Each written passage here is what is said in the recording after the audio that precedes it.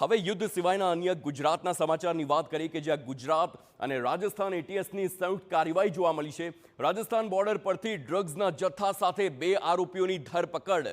5 kilo મેથાફેટામાઇન drugs સાથે 2 આરોપીઓની ધરપકડ। પાકિસ્તાનથી રાજસ્થાન બોર્ડર પર ડ્રગ્સ આવ્યું હોવાની માહિતી। બોર્ડરથી ડ્રગ્સને ભારતમાં ઘુસાડવામાં આવી રહ્યું હતું।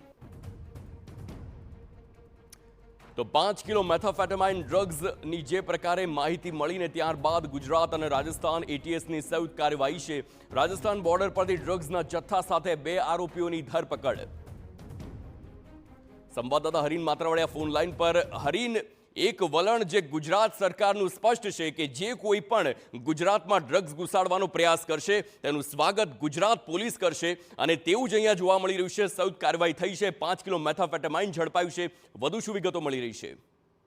બિલકુલ 5 કિલો જે ડ્રગ્સ ઝડપાણું છે ને પાકિસ્તાનથી આ ડ્રગ્સ આવ્યું હોવાનો ખુલાસો થયો છે। રાજસ્થાનની જે બાડમેર જે બોર્ડર છે ત્યાંથી 2 આરોપીઓ 5 કિલો ડ્રગ્સ લઈને આવી રહ્યા હતા, ભારતમાં એન્ટ્રી કરી રહ્યા હતા અને એટીએસ, ગુજરાત એટીએસ અને રાજસ્થાનના સંયુક્ત ઓપરેશનથી આ બંને આરોપીઓ છે તેની ધરપકડ કરી લેવામાં આવી છે। સરહદીય વિસ્તારમાંથી ડ્રગ્સ ઘુસાડવાનો આ સૌથી જૂનો જે ડ્રગ્સ પેડલરો હોય છે, ડ્રગ્સ માફિયા હોય છે તેમનો આ રસ્તો હતો અને ફરી એકવાર આ ઓપરેશન પાર પાડવામાં આવ્યું છે અને રાજસ્થાનનું જે બાડમેર બોર્ડર છે તે ક્રોસ કરી અને તેઓ રાજસ્થાન થકી અન્ય જગ્યા પર પહોંચવાના હતા, ગુજરાત પહોંચવાના હતા। ક્યાં પહોંચવાના હતા તેને લઈને એટીએસ દ્વારા તપાસ શરૂ કરવામાં આવી છે, પરંતુ 2 આરોપીઓ છે તેની ડ્રગ્સ સાથે સંયુક્ત ઓપરેશન દ્વારા ધરપકડ કરી લેવામાં આવી છે। આભાર હરીન સમગ્ર માહિતી બદલ।